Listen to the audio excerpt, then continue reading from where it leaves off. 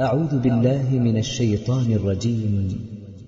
بسم الله الرحمن الرحيم. والفجر وليال عشر والشفع والوتر والليل إذا يسر هل في ذلك قسم لذي حجر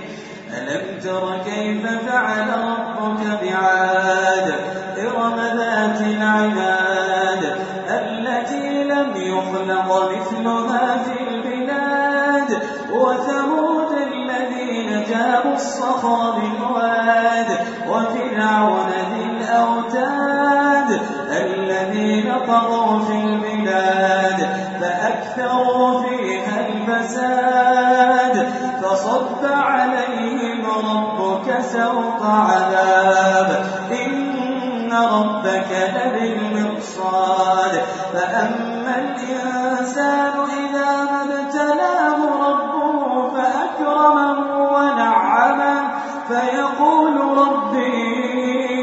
أكرمن وأما إذا ما ابتلاه فقدر عليه رزقه فيقول ربي أهانن كلا بل لا تكرمون اليتيم ولا تحاضون على طعام المسكين وتأكلون التراث أكلا لما وتحبون المال حبا جما كلا إذا دكت الأرض دكا دكا وجاء ربك والملك صفا صفا وجيء يومئذ بجهنم يومئذ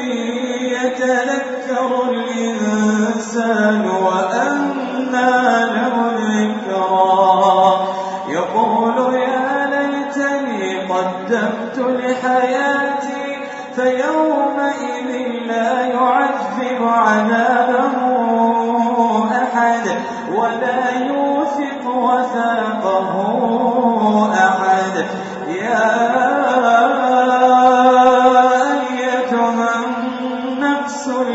المطمئنة ارجعي إلى ربك راضية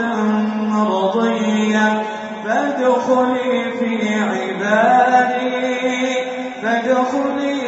عبادي